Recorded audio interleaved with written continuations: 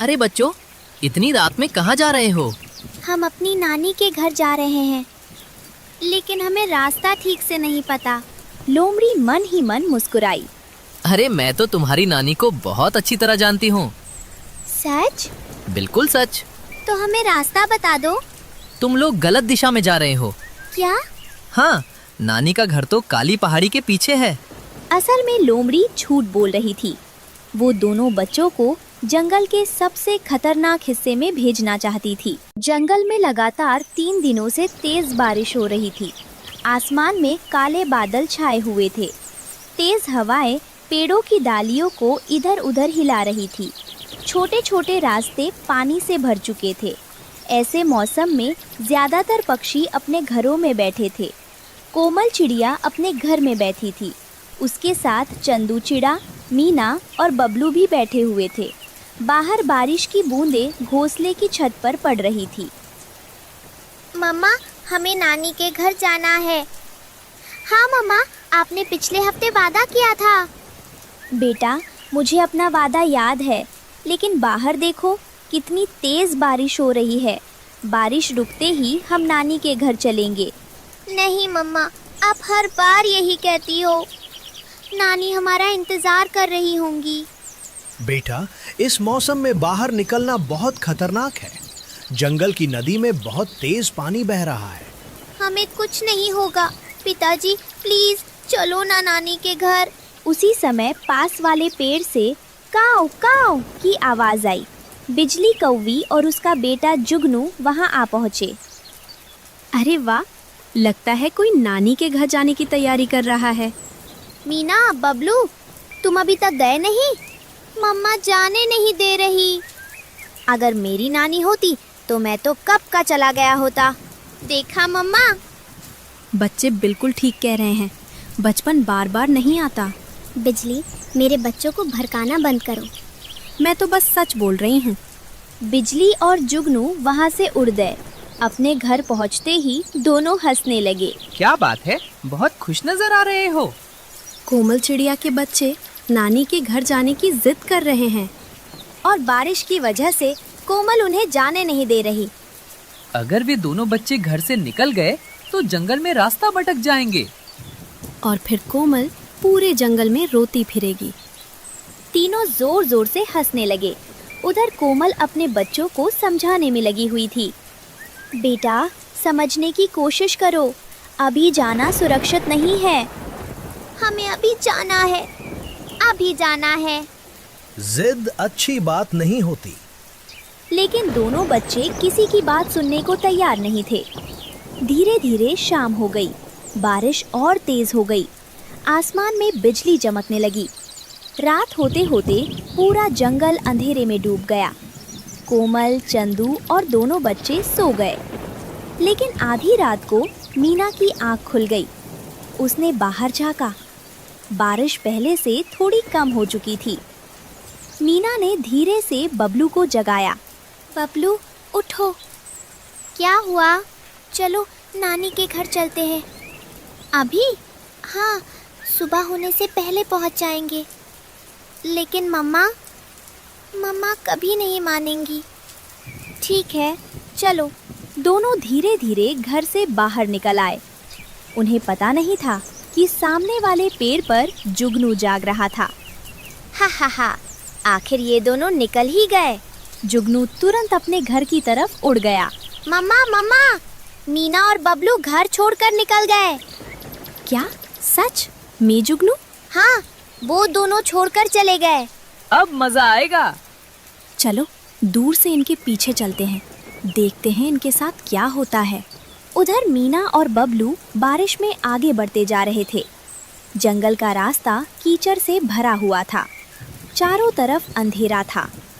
हवा की आवाज सुनकर बबलू थोड़ा डरने लगा। मीना, हमें वापस चलना चाहिए। डरपोक मत बनो। नानी का घर ज्यादा दूर नहीं है। तभी झाड़ियों के पीछे 2 चमकती आंखें दिखाई दी। वो एक चालाक लोमड़ी थी। लोमड़ी कई दिनों से भूखी थी। उसने दोनों बच्चों को देखा तो उसके मुंह में पानी आ गया। वाह, आज तो किस्मत खुल गई। लोमड़ी धीरे धीरे उनके सामने पहुंची। अरे बच्चों, इतनी रात में कहाँ जा रहे हो? हम अपनी नानी के घर जा रहे हैं, लेकिन हमें रास्ता ठीक से नहीं पता। लोमड़ी मन ही मन मुस्कुराई। अरे मैं तो तुम्हारी नानी को बहुत अच्छी तरह जानती हूँ। सच? बिल्कुल सच। तो हमें रास्ता बता दो। तुम लोग गलत दिशा में जा रहे हो। क्या? हाँ, नानी का घर तो काली पहाड़ी के पीछे है। असल में लोमड़ी झूठ बोल रही थी।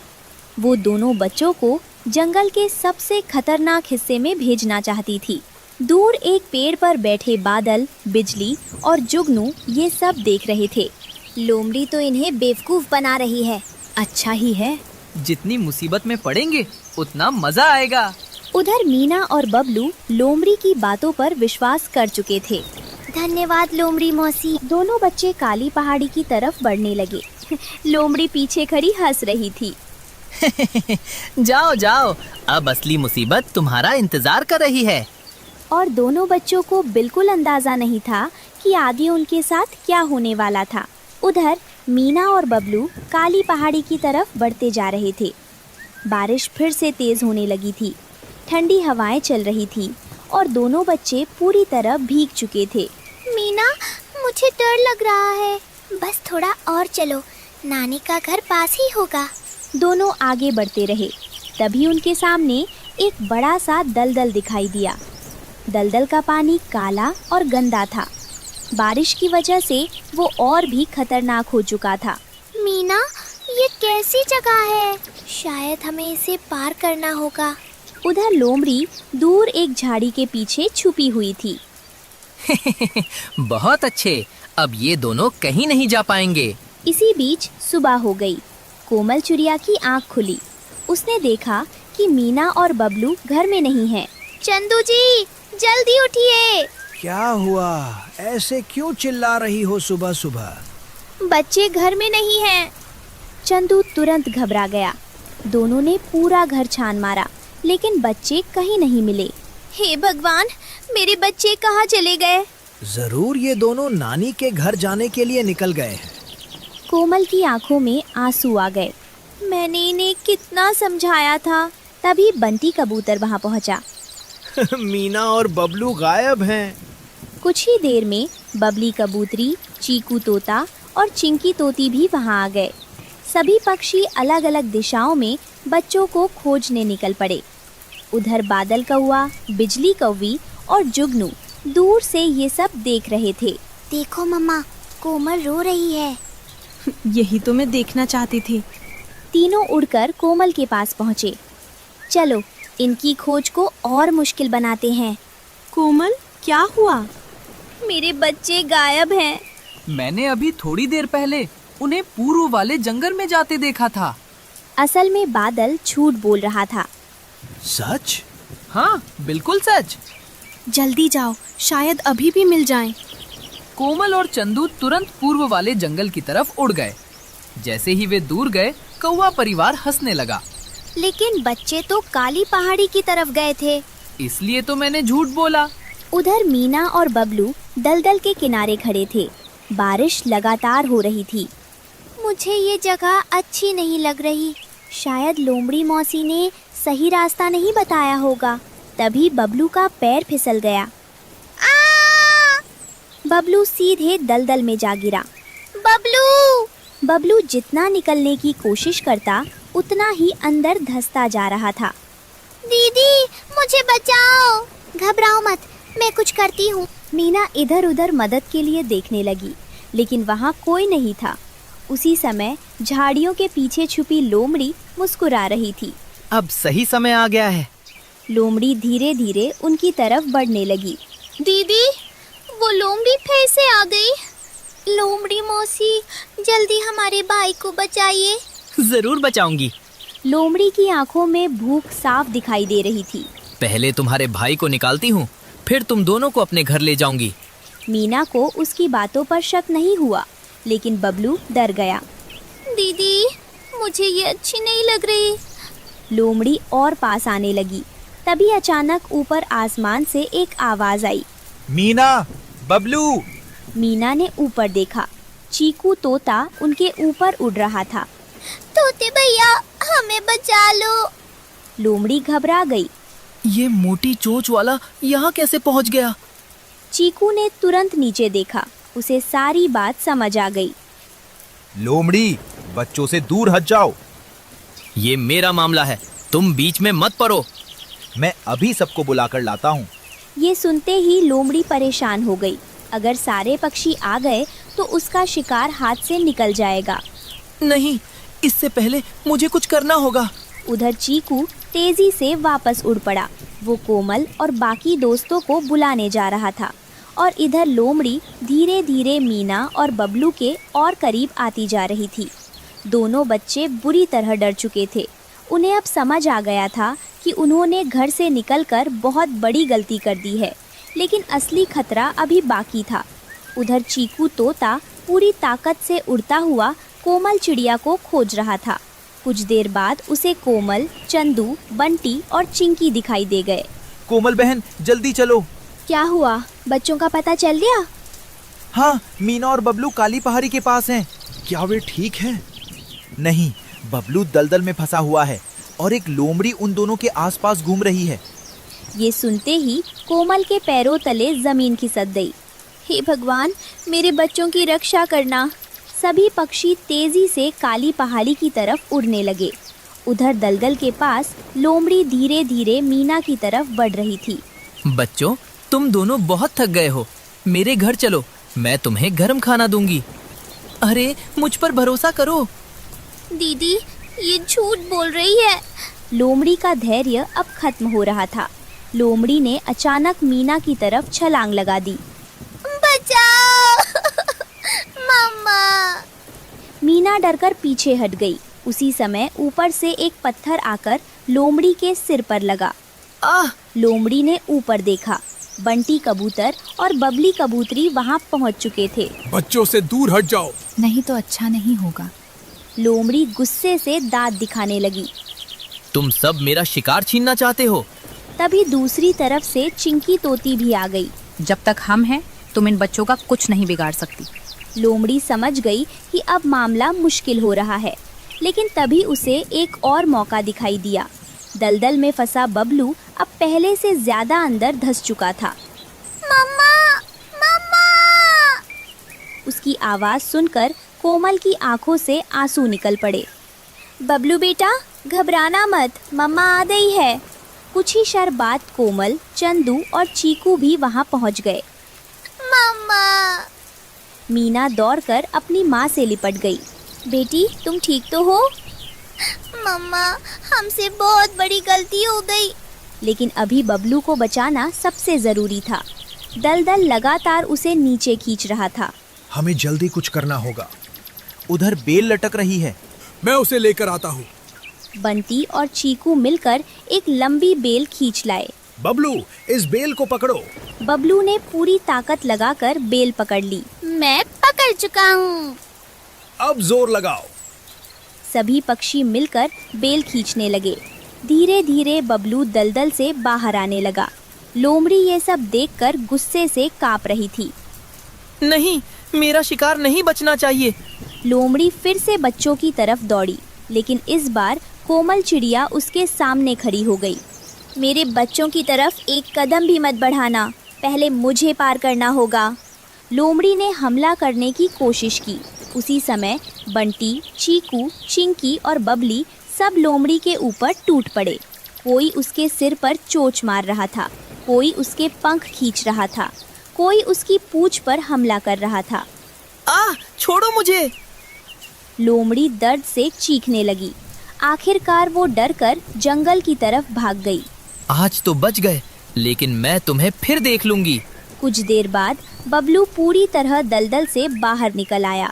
जैसे ही वो बाहर आया, कोमल ने उसे अपनी छाती से लगा लिया। मेरे बच्चे। मम्मा, हमें माफ कर दो। बेटा, अगर तुम्हें कुछ हो जाता तो? अब हम कभी आपकी बात नहीं टालेंगे। मम्मा, गलती मेरी थी, मैं ही बबलू को लेकर आई थी। बच्चों, माता पिता तुम्हारे दुश्मन नहीं होते, वे हमेशा तुम्हारी भलाई चाहते हैं। दोनों बच्चों ने सिर झुका लिया। उधर एक पेड़ के पीछे बादल कौआ, बिजली कौवी और जुगनू ये सब देख रहे थे। मम्मा, बच्चे तो बच गए। हाँ, किस्मत अच्छी थी उनकी। चलो यहाँ से, आज हमारा प्लान काम नहीं आया। तीनों चुपचाप वहां से उड़ गए। उधर बारिश भी धीरे धीरे रुकने लगी थी। बादलों के बीच से सूरज की किरणें निकलने लगी थी। अब तो मौसम भी साफ हो रहा है। हाँ, लगता है खतरा टल गया। मम्मा, क्या अब हम नानी के घर जा सकते हैं? ये सुनकर सभी हंस पड़े। अभी नहीं, पहले घर चलो, आराम करो। सभी खुशी खुशी अपने घर की तरफ लौटने लगे, लेकिन उन्हें नहीं पता था कि अगले दिन नानी के घर से एक ऐसी खबर आने वाली थी जो पूरे जंगल को हैरान कर देगी। दूर किसी जंगल में एक चिड़िया और काफी पड़ोसी थे। दोनों ने अपने अपने घरों के पास अपने खेत में तरबूज की खेती की हुई थी। उनके तरबूज अब पकने लगे थे। मामा मामा, जल्दी कीजिए, मैंने खेत में देखा है कि हमारे तरबूज अब बहुत बड़े हो गए हैं। हम पके हुए और बड़े तरबूज मंडी में बेच आते हैं। ठीक है मीना बेटी, तुम खेत में जाओ और मैं बैलगाड़ी लेकर आती हूँ। फिर मीना खेत में जाती है। वो बड़े बड़े और पके हुए तरबूज बेलों से तोड़कर एक जगह पर इकट्ठे करती है। फिर मामा चिड़िया भी अपनी बैलगाड़ी लेकर खेत में आ जाती है। मीना बेटी, आप ये सारे पके हुए और बड़े बड़े तरबूज बैलगाड़ी पे लाद दो। तब तक मैं जाकर कपों से मंडी में तरबूज के भाव पूछ कर आती हूँ। बिजली बहन, मेरे खेत के तरबूज तो पक चुके हैं, मैं उन्हें तोड़कर मंडी ले जा रही हूँ। क्या आपको पता है कि आजकल मंडी के भाव क्या है? मानो बहन, तुम्हारा भाई बादल मंडी गया हुआ है, मंडी में तरबूज के दाम पूछने। बस वो आने ही वाला होगा। इतने में बादल का पापी वहाँ आ जाता है। बादल जी, मंडी में तरबूज का क्या दाम चल रहा है? क्या ज्यादा है या कम? बिजली, मंडी में तरबूज के दाम तो बहुत ज्यादा है। मैं तो कहता हूँ कि जल्दी से हम अपने तरबूज तोड़कर मंडी में बेच आते हैं। फिर तो मैं भी अपने खेत के सारे पके हुए तरबूज तोड़ लेती हूँ। मानो चिड़िया वहाँ से चली जाती है तो बादल का पा जोर जोर से हंसने लगता है। बिजली, मंडी तो पूरी बैठी हुई है। बहुत कम दाम है तरबूजों के। चिड़िया के तरबूज बहुत सस्ते दामों में बिकेंगे। तो फिर बादल जी, आपने चिड़िया के सामने झूठ क्यों बोला था? इसलिए कि चिड़िया बेचेगी अपने तरबूज सस्ते दामों और हम अपने खेत के तरबूज बेचेंगे महंगे दामों। कैसा लगा? इसीलिए मैंने चिड़िया के सामने झूठ बोला। मीना बेटी, बहुत अच्छा हुआ कि हमने तरबूज तोड़ लिए। मंडी में तरबूज के दाम बहुत ज्यादा है, बहुत मुनाफा होगा हमें। फिर मानो चिड़िया और उसकी बेटी मीना अपने तरबूज बैलगाड़ी पर लादकर मंडी ले जाती हैं। इन दिनों मंडी में तरबूज की मांग बहुत कम है। चिड़िया बहन, मैं ये तरबूज 500 से ज्यादा में नहीं खरीद सकता। ये क्या मीना बेटी, अगर तरबूज के दाम कम है तो उन कपों ने हमसे झूठ क्यों बोला? फिर मानो चिड़िया अगली दुकान पर जाती है। नाना चिड़िया, मैं ये तरबूज नहीं खरीद सकता। मंडी में इन तरबूज का कोई भी खरीदार नहीं है। मानो चिड़िया बहुत निराश होती है और आगे जाती है। वहाँ एक चील बैठी हुई थी। देखो चिड़िया, मैं ये तरबूज दूसरे जंगल जाकर बेचती हूँ, इसलिए मैं तुम्हें 100 रुपए ही ज्यादा दे सकती हूँ। मैं तुम्हें 600 से ज्यादा 1 रुपया नहीं दे सकती। मम्मा, अगर हमने अपने तरबूज ना बेचे तो सारे तरबूज खेत में ही गल सड़ जाएंगे। ज्यादा ना सही तो थोड़ा ही सही, मुनाफा तो मिल रहा है। हाँ मीना बेटी, आप ठीक कह रही हो, ऐसा ही है। फिर मानो चिड़िया वो सारे तरबूज चील चाची को बेच देती है और पैसे लेकर अपने घर को लौट जाती है। दूसरे दिन कापा और कापी खेत में बैठे हुए थे। मानो चिड़िया उनके पास जाती है। बादल, तुमने तो कहा था कि मंडी में तरबूज के दाम बहुत ज्यादा हैं। चिड़िया, मैंने तो तुमसे मजाक किया था ताकि तुम्हारे तरबूज कम दामों में बिक जाएं। कपो, आप दोनों जो भी कर लो, मुझे मेरे भाग्य का मिल ही जाएगा। भूखी बूढ़ी फाख्ता कपों के पास आती है। कपो, मैं बहुत भूखी हूँ, मुझे एक तरबूज दे दो। चल चल भाग यहाँ से बुढ़िया, ये मुफ्त का माल नहीं है। काफी, तेरे तरबूज खेत में ही सड़ेंगे। फिर वो बूढ़ी फाख्ता चिड़िया के पास जाती है। चिड़िया बेटी, मुझे एक तरबूज दे दो, मैं बहुत भूखी हूँ। माँ जी, एक क्या आप 2 ले जाएं। वैसे भी मंडी में तरबूज के दाम बहुत कम हैं। फिर बूढ़ी फाख्ता चिड़िया से 2 तरबूज लेकर खुशी खुशी चली जाती है। उस दिन मानो चिड़िया अपने खेत से सारे तरबूज तोड़ लेती है, मगर बादल और बिजली तो अभी तक तरबूज महंगे होने का इंतजार कर रहे थे। बिजली, हमारे खेत के तरबूज तो पककर तैयार है, लेकिन हम अभी इन्हें मंडी नहीं लेकर जाएंगे। जब तरबूज का दाम बढ़ेगा तो हम तभी इन्हें मंडी लेकर जाएंगे। हाँ पति जी, हम चिड़िया की तरह सस्ते तरबूज नहीं बेचेंगे। रात हो जाती है। सभी पक्षी अपने अपने घोंसलों में सोए हुए थे। जब तेज बादल की गरज से सभी पक्षियों की आँख खुल जाती है। मीना बेटी, बहुत जोरों की बारिश है। शुक्र है हमने अपने सारे तरबूज तोड़ लिए, वरना सब बर्बाद हो जाता। बादल जी, बारिश बहुत तेज है और हमारे तरबूज भी पककर तैयार हैं। कहीं ऐसा ना हो कि हमारे तरबूज पानी में गल सड़ जाएं। बिजली, कुछ नहीं होगा, मुझे सोने दो, सुबह जाकर ही देखेंगे। अगली सुबह हो जाती है, बारिश रुक जाती है। बादल और बिजली अपने खेत में जाते हैं तो देखते हैं कि उनके तरबूज की बेलें तो पानी में तैर रही हैं और उनके तरबूज पानी में गल सड़ गए हैं। उनकी पूरी फसल बर्बाद हो चुकी थी।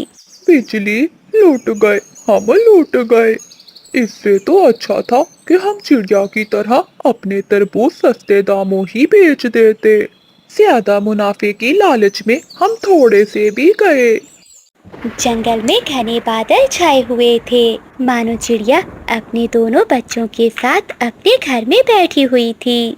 मम्मा, बाहर इतना अंधेरा क्यों हो रहा है? मुझे भूख भी लग रही है। मीना बेटी, डरो नहीं, मैं अभी तुम्हारे लिए कोई मीठा फल ढूंढ कर लाती हूँ।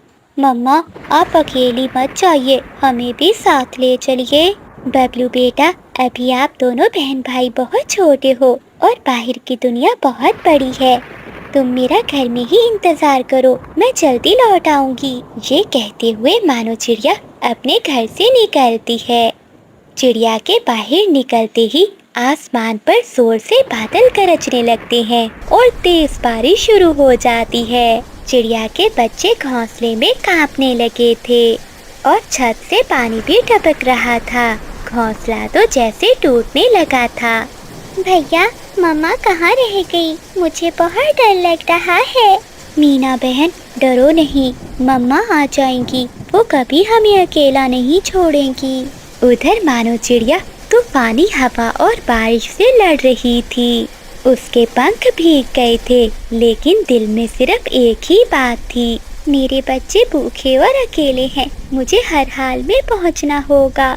बारिश में बहुत मुश्किल से उड़ते उड़ते मानो चिड़िया वापस अपने घर लौट आती है। बच्चे अपनी माँ को देखकर बहुत खुश होते हैं। मम्मा, आप आ गई, मुझे बहुत डर लग रहा था। बच्चों, कुछ नहीं होगा, मैं आपके पास आ गई हूँ ना। मगर उसी समय एक जोरदार आवाज आती है। जंगल में तो बाढ़ आ चुकी थी, पानी तो घर में पहुँच गया था। चिड़िया अपने बच्चों को लेकर जल्दी से बाहर निकलती है, तभी उनका घर भी पानी में बह जाता है। मम्मा, हमारा घर तो बाढ़ में बह गया है, अब हम कहाँ जाएंगे? मानो चिड़िया बहुत चिंतित थी। वो अपने बच्चों को लेकर तूफान में उड़ गई। वो अपने दोनों बच्चों को लेकर अपने पुराने दोस्त बादल कफे के पास जाती है। वो दरवाजे पर दस्तक देती है। बादल भैया, दरवाजा खोलो, मेरा घर बह गया है, मेरे बच्चे कांप रहे हैं। तभी बादल कप्पा अंदर से बाहर आता है। जल्दी आओ, अंदर आ जाओ चिड़िया। मगर पीछे से ही बादल की पत्नी बिजली भी आ जाती है। नहीं नहीं, किसी को अंदर मत लाओ बादल, पहले ही हमारा घर बहुत छोटा है, अगर तुम इन्हें अपने घर में ले आओगे तो हम कहाँ रहेंगे? बिजली बहन, बस एक कोना दे दो, मेरे बच्चे भीग रहे हैं, थोड़ी देर के लिए। नहीं चिड़िया, मेरे घर में जगह नहीं है, तुम अपने बच्चों को लेकर कहीं और चली जाओ। ऐसा कहते हुए बिजली कभी बादल कव्वे को लेकर अंदर चली जाती है। चिड़िया बाहर अपने बच्चों के साथ ही भीगती रह जाती है। बच्चों घबराओ नहीं, हम कोई और रास्ता ढूंढेंगे। मानो चिड़िया अपने बच्चों को लेकर वहाँ से उड़ जाती है। तभी उसे सामने से कबूतर आता हुआ दिखाई देता है। अरे मानो बहन, ऐसी तूफानी बारिश में कहाँ जा रही हो? चिड़िया की आंखों में आंसू आ जाते हैं। कबूतर भैया, मेरा घर बह गया है। देखिए, मेरे बच्चे ठंड से कांप रहे हैं। मुझे कुछ भी समझ में नहीं आ रहा कि मैं अपने बच्चों की जान कैसे बचाऊं। अरे चिड़िया बहन, इसमें सोचने वाली क्या बात है? तुम मेरे पास चली आती। चलो, अपने बच्चों को लेकर मेरे घर में चलो। मेरा घर बहुत ऊपर है और वो सुरक्षित भी है। फिर मानो चिड़िया अपने बच्चों को लेकर कबूतर के घर में चली जाती है। मम्मा, अब हमें अच्छा लग रहा है। कबूतर भैया, आपका ये एहसान मैं कभी नहीं भूलूंगी। नहीं चिड़िया बहन, एक पक्षी ही तो दूसरे पक्षी का सहारा होता है। वो ऐसे घर में बैठे हुए थे कि तभी उन्हें एक आवाज सुनाई देती है। बचाओ, कोई मुझे बचाओ। अरे कबूतर भैया, ये किसकी आवाज है? चलिए चलकर देखते हैं। वो दोनों घर से बाहर आते हैं। वो देखते हैं कि सामने तोता पानी में डूब रहा है। चलिए कबूतर भैया, हमें तोते को बचाना होगा। फिर मानो चिड़िया और कबूतर मिलकर तोते को बचाते हैं और अपने साथ अपने घर में ले आते हैं। 3 दिन बीत जाते हैं, लेकिन बारिश थी कि अभी तक नहीं रुकी थी। एक तेज हवा के झोंके से कौवों का घर भी पानी में नीचे गिर जाता है और बह जाता है। वो दोनों पति पत्नी बहुत मुश्किल से अपनी जान बचाते हैं। बादल जी, यहाँ से तो बच गए, लेकिन मुझे लगता है अब ऐसी बारिश में भीगते रहे तो जरूर मरेंगे। नहीं बिजली, मैं तुम्हें कुछ भी नहीं होने दूंगा। चलो मेरे साथ। फिर बादल कव्वा बिजली कव्वी को लेकर एक बड़े पेड़ की खोखर में जाता है। अरे बादल जी, ये खोखर तुम्हें कहाँ से मिली? बिजली, जब मैं दाना ढूंढ रहा था तब मेरी नजर इस खोखर पर गई थी। अच्छा बादल जी, अब तो मुझे बहुत भूख लगी है। जाओ, मेरे लिए कुछ खाने को लाओ। अब ऐसी तेज बारिश में भला मुझे कहाँ से भोजन मिलेगा? चलो बादल जी, कबूतर के घर से भोजन चोरी करने चलते हैं। मुझे बहुत भूख लग रही है। ऐसा कहते हुए बादल और बिजली अपने घर से निकलते हैं। वो दोनों खिड़की के रास्ते से कबूतर की रसोई में जाते हैं और वहाँ से भोजन चुराकर उस खोखर में आ जाते हैं। देखा बादल जी, हमें घर भी मिल गया और भोजन भी। बिजली कव्वी ने ऐसा कहा ही था कि पीछे से एक सांप आकर उन दोनों को दबोच लेता है। वो खोखर तो एक सांप की थी। सांप उन दोनों पति पत्नी को मारकर खा जाता है और उनके पंख वहीं पड़े रहते हैं। अगली सुबह हो जाती है। बारिश भी रुक गई थी। अरे ये क्या, हमारा भोजन कहाँ चला गया? लगता है कबूतर भैया, किसी पक्षी ने आपका भोजन चुरा लिया होगा। हाँ कबूतर यार, ये देखो काली पंख, ये तो कौवों की है। ये काम जरूर उन कौवों का ही होगा। फिर वो तीनों घर से बाहर आते हैं। थोड़ी दूर एक पेड़ की खोखर के बाहर कौवों के पंख पड़े हुए थे। ये तो सांप की खोखर है, यहाँ तो कौवों के पंख भी पड़े हैं। लगता है दोस्तों, कौवों को अपने किए की सजा मिल गई है। दूर किसी जंगल में पक्षियों की रानी सुनहरी चील थी। सुनहरी चील ने अपने जंगल के पक्षियों की बहुत अच्छे से सेवा की थी। रानी ने हमेशा पक्षियों के साथ न्याय किया था, लेकिन अब रानी चील बहुत बीमार हो गई थी। जंगल के सभी पक्षी भी बहुत परेशान थे कि अब जंगल की रानी कौन बनेगी। और फिर एक दिन रानी चील सभी पक्षियों को अपने महल में बुलाती है और वो सभी पक्षियों से कहती है, पक्षियों, मैं बहुत बीमार हूँ। मुझे लगता है कि मैं और ज्यादा नहीं जी पाऊंगी। मैंने हमेशा अपने जंगल के पक्षियों का बहुत ख्याल रखा है। अगर फिर भी किसी पक्षी को मुझसे कोई शिकायत है तो वो मुझे माफ कर दे। नहीं रानी जी, हम सब पक्षी आपसे बहुत खुश हैं। रानी जी, हम बहुत परेशान हैं। अगर आपको कुछ हो गया तो आपके बाद जंगल का राजा या रानी कौन बनेगा? कव्वे, इसीलिए तो मैंने तुम सब पक्षियों को यहाँ बुलाया है। मैं सब आपसे यही बात करने वाली हूँ। जी जी रानी जी, बताइए, हम सब जानते हैं आपने हम सब पक्षियों का भला ही सोचा होगा। मैंने आज एक सपना देखा और सपने में देखा कि मेरे मरने के बाद इस जंगल की रानी एक चिड़िया होगी। मुझे तो पहले ही पता था रानी जी कि आप मानो चिड़िया को ही रानी बनाकर मरोगी। बिजली, मुझे तुम इसी बात से पसंद हो कि जो तुम्हारे मन में होता है वो तुम बोल देती हो, डरती नहीं है। लेकिन बिजली, मैंने तुम्हारी रानी को एक लाल रंग में देखा है। मानो चिड़िया का रंग तो लाल नहीं है, वो तो एक लाल रंग की चिड़िया थी। ऐसा सुनकर सभी पक्षी बहुत हैरान हो जाते हैं और एक दूसरे से बातें करने लगते हैं। लाल रंग की चिड़िया? लेकिन लाल रंग की चिड़िया तो हमारे जंगल में है ही नहीं। पक्षियों, तुम सब हैरान हो, मुझे सब पता है। यही सोच रहे होगे ना कि लाल रंग की चिड़िया तो हमारे जंगल में है ही नहीं। जी रानी चील जी, हम सब यही सोच रहे हैं। कबूतर, वो चिड़िया दूसरे जंगल से आएगी और वो मेरे मरने के बाद ही अगली रोज इस जंगल में आ जाएगी।